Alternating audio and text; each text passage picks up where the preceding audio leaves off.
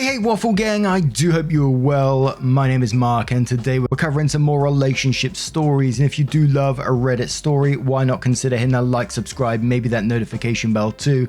But let's crack on with today's first story. And our first story comes from the True Off My Chest subreddit, titled, I think I'm destroying my family and I'm not handling it well.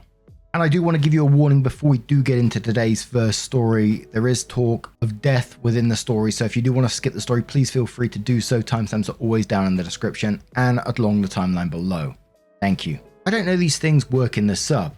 Just want to say for obvious reasons, I wish to keep this anonymous. Thank you. I'm a 25-year-old male with a wife of 2 years. We have a beautiful little girl who we accidentally had when we were 18. No regrets, obviously.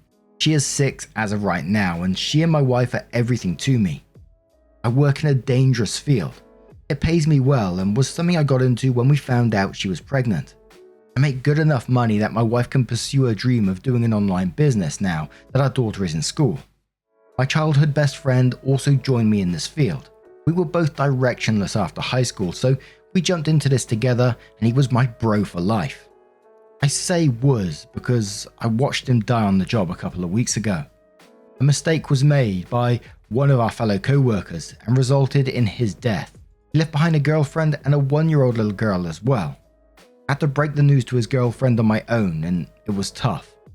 I told her I'd make sure that whatever her and the kids need, I would be there. I've already assisted in bills and I've been by a few times to console her. With this, I've also been hitting the gym to keep my mind off things while also letting my anger and frustrations empty themselves. Because of this, I haven't been home a lot this lately. Last night I got back very late and my wife was up, asking where I've been and what's been going on. I told her that I'd just been working long hours and been stressed from work, so I've been taking drives to relax. She mentioned my friend's girlfriend came by the house on Saturday asking where I was, so she didn't believe me. She asked, do we need to talk about something? And I just said, no, everything is fine. And she keeps pestering me about why she was at the door and something's not adding up with you lately and I want to understand. And something went off in my head and I started raising my voice and said, there's nothing to talk about, we're good. And our daughter came out in the middle of us going back and forth saying she wet the bed. My wife looked at me quietly and sternly said, I don't know what's going on with you. You need to get your shit together. We need you and it feels like you went missing and I don't feel like I can rely on you.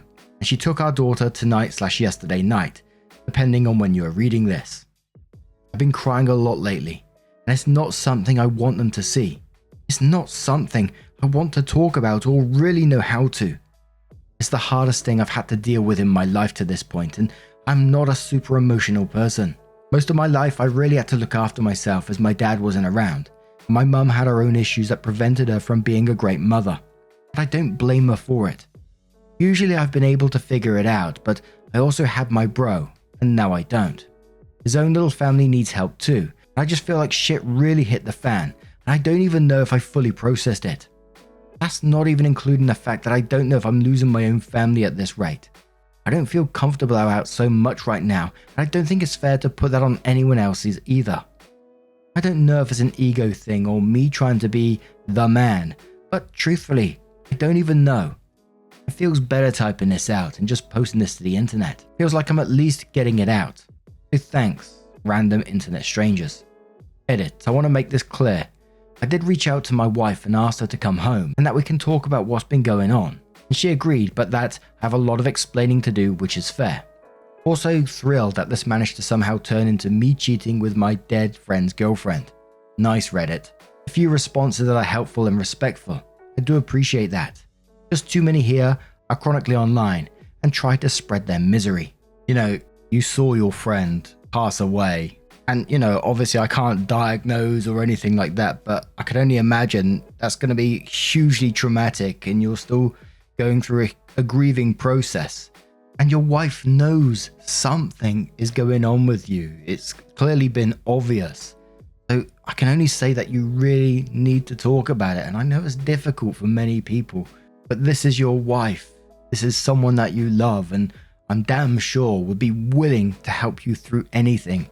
My heart just super fucking breaks for you, man, but at the same time, I feel like you need to talk or it's just going to damage things further. But Panacolad says, friend, did you tell your wife about the contributions you're making to your late friend's family? She's asking for communication. Give it to her. Explain how this death made you feel. How breaking it to his girlfriend made you feel. Hell, tell her you've been blowing off some pressure by hitting the gym. She is your person. She's the one who vowed to be there for you. By keeping this in and trying to do everything yourself, you're preventing her from being able to support you. And in the face of this tragedy, you do need the support. You may have had to look after yourself before due to parents being unable to, and you may have figured that would always be the case. But you have someone who loves you, who is asking you to explain so she can help. You are not good. You're grieving. You're having a tough time. Your prolonged, unexplained absences are an issue for your wife. You are not good. Hiding that fact won't change that fact. Be vulnerable because, let's face it, you are vulnerable right now. Grief does that. Be open.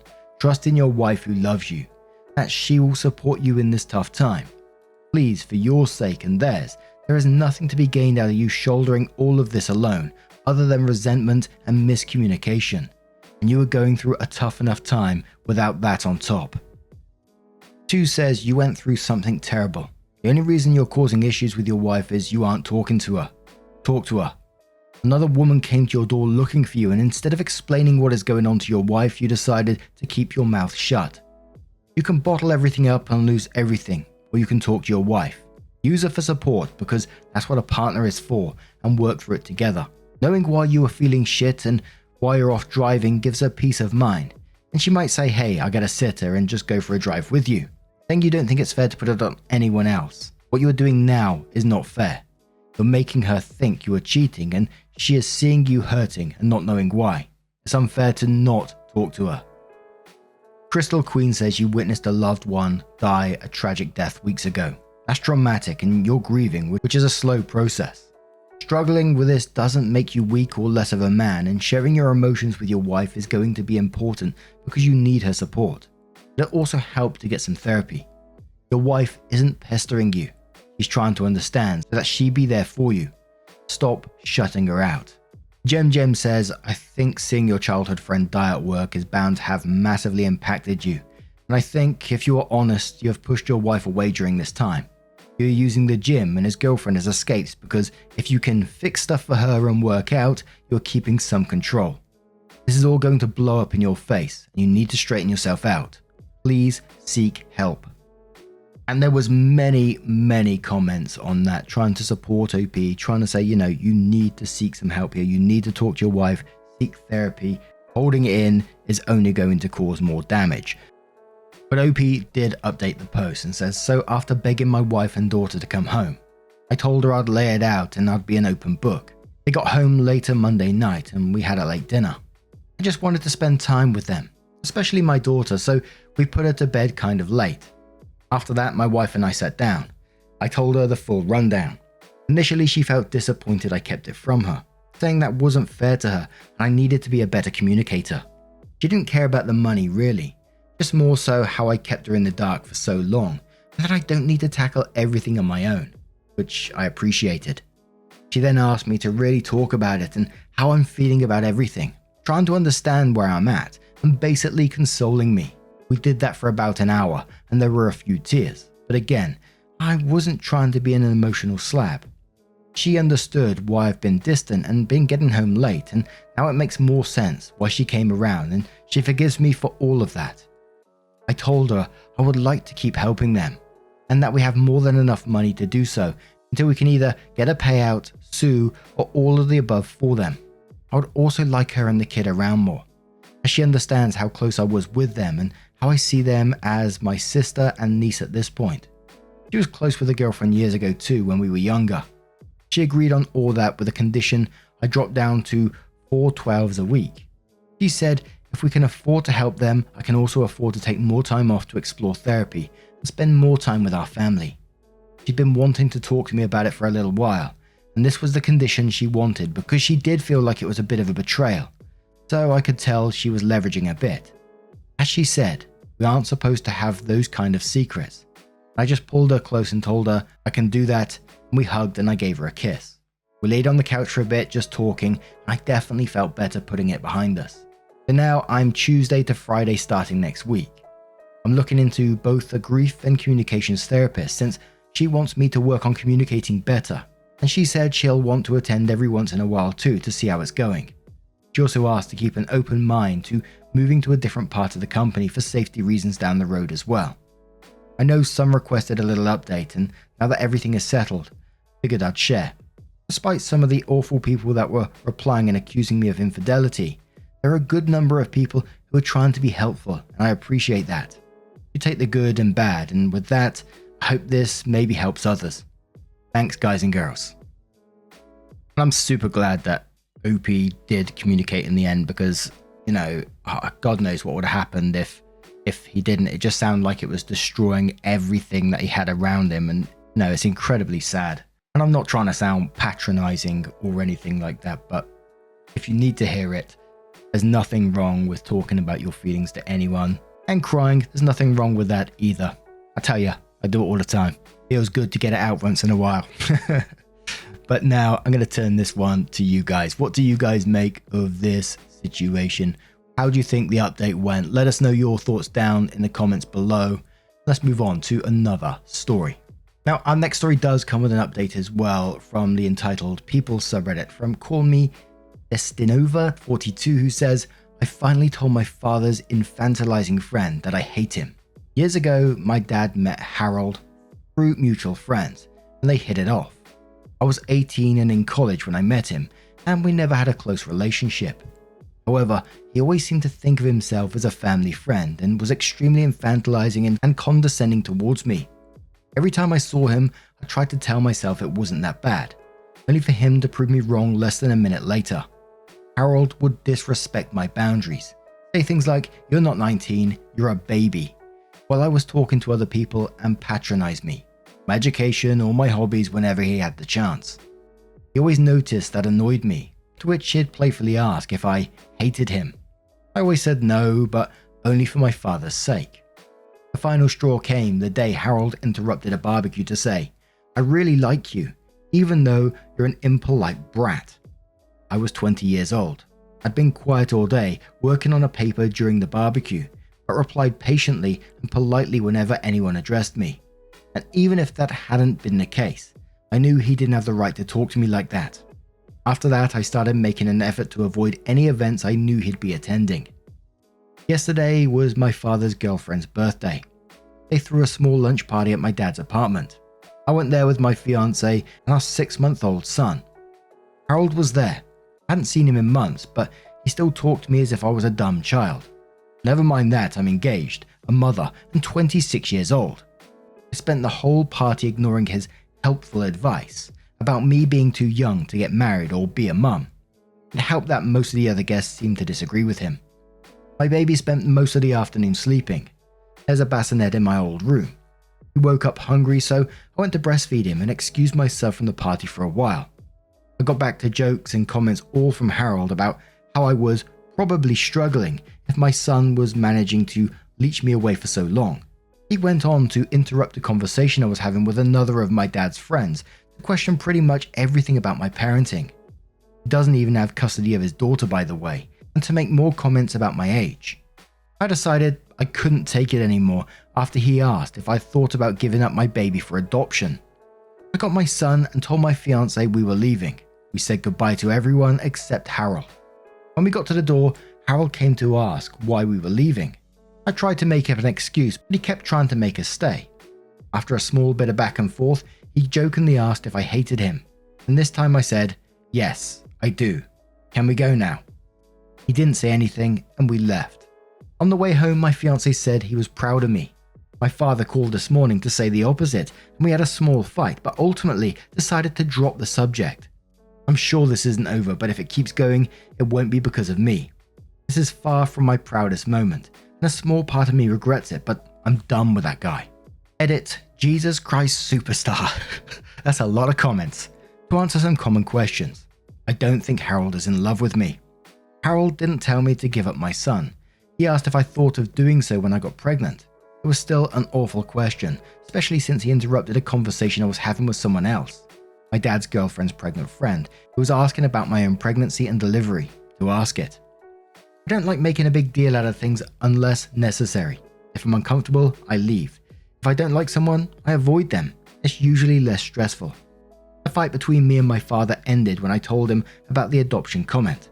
I don't think he gets that's not the reason I left, but it was definitely what broke the camel's back. I really don't need my father to stop being friends with Harold. He's a grown man capable of making his own crappy decisions. I never told my dad I hated Harold because I never thought I had to like him in the first place. He's my father's friend, not mine, and I've been distancing myself from Harold since I was 20, meaning I haven't seen him much in the last 6 years. My fiance was on the other side of the room and wasn't listening to Harold's comments. I filled him in when we got to the car. He's 100% on my side. And I gotta say, a fair few of the top comments were definitely going down this whole trying to flirt with OP for most of it. And I gotta say, I was definitely getting that creep factor from this guy from quite early on in the story. But OP did update the post and they said, "Hey guys, I wasn't going to write an update, but I just got some free time and I figured I'd fill you in. I'll start by addressing the very frequent assumption that Harold has feelings for me. I really don't think that's the case. His comments always came out as annoying and condescending, but never sexual. But I will say that your comments scared the shit out of me, and the fact that the general consensus was fuck Harold was weirdly heartwarming. I want to add that, while I did regret what I said a little bit, I never doubted I'd done the right thing. I think more of my regret came from the fact that my 8 years of keeping the peace were over. It took some time for the relief to sink in. Truth be told, I've been wanting to do this since the barbecue incident, which was when I went from I don't like that guy to I can't stand that guy. My father called Harold the day after I made my previous post. When confronted about the adoption comment, he tried to twist it as him being genuinely concerned about me being a mum so soon, and that he didn't think I knew what I was doing. He did apologize to my father. I don't buy any of that. The next day, my dad told me about the call. He said I should forgive Harold for what he thought was an honest misunderstanding. He told me I should apologize too, since I'd overreacted by telling Harold I hated him for such a small reason. Many of Harold's past comments were made with my father close by. It often happened in the middle of conversations with other people, so he'd be too distracted to register them. He also wouldn't notice them most of the time. My dad doesn't pay enough attention to anything that doesn't either concern or anger him, and he'll most likely forget it until he gets angry at something else later anyway. He's like a meth head goldfish. We also have different definitions of what's offensive, so he'd never think they were a big deal. I told my father I wasn't exaggerating when I said I hated Harold, and that the adoption comment was far from being the only reason. I listed most of the condescending treatment and comments I could remember, including the ones from the party. He didn't remember any of them. I made it very clear that I hated Harold for years prior to the party, and that I had nothing to apologize for. I then stated that I'm no longer coming to any events Harold is invited to. My father doesn't need to stop being friends with him or even stop inviting him to stuff, but he can no longer expect me to show up as well. I will ask him beforehand, and if he lies, I'll leave. My father called me dramatic, but I pointed out that I've been avoiding Harold for 6 years now, and no one even noticed, but clearly it wasn't a problem. I've only seen him a handful of times since the barbecue incident, and only twice for more than a few minutes. A lunch party last week and another party back when I was pregnant. It obviously didn't ruin my father's life. I'm not obliged to like his friends any more than he is to like mine. There was some back and forth, but he agreed to my terms. We spoke yesterday about something else, and he mentioned Harold was upset. I ignored that. I'm not going no contact with my father. Yes, I'm very well aware he's an arsehole, and I came really close to cutting ties with him in the last few years. But I ultimately decided it really wouldn't fix anything. Maintaining my relationship with him has gone a lot easier since I moved out, as we only see each other a couple of times a month. He gets frustrated when I don't call or text much, but doesn't complain about it anymore. I don't see the point in going no contact with someone who no longer has any say in how I live my life. I'd rather just take note of what my father did wrong when I was growing up and then make sure to raise my own kid differently. He's on thin ice though, and has been for some time. He's not allowed to babysit, mostly because I don't trust him to spend more than an hour alone with a baby without falling asleep on the couch. I began pushing for him to start doing therapy back when I got pregnant, and he finally got started back in June. His behavior around me and my younger sister, who still lives between our very divorced parents, has improved a lot since. And I've made it clear to him that he won't be allowed near my son if he stops attending. This is the first time in my life my father has improved his behavior. It's hard to be hopeful, but I'm trying. If I ever do go no contact with my father, it won't be because of fucking Harold. So that's it. Overall, I'm glad I didn't have to deceive anyone anymore. My relationship with my father is rocky, but I won't dwell on it. My main responsibilities are my son, my fiancé, and my job. And that's not changing anytime soon. And to those who mentioned Jesus Christ Superstar and Blue Oyster Cult in my last post, has anyone told you you're fucking awesome today? Because you are. I like the way that OP talks and communicates through this post, especially meth-headed goldfish. That made me chuckle. And that OP went to their dad and, just told him what needs to happen if he wants to continue contact, and that he agreed to that at the same time. I think there are a few people out there that would go no contact with them, but we only know a small little part of your life at the same time. So, I think you're doing, it sounds to me anyway, what's best for you in your particular situation. But now I'm going to turn this one to you guys. What do you guys make of this situation? How do you think OP handled it? Let us know your thoughts down in the comments below. And just a huge thank you from the bottom of my heart for getting involved in today's stories. Your love, your support, your time always means the absolute world to me. So thank you so much. And hopefully I will see you in the next one. Take care and much love.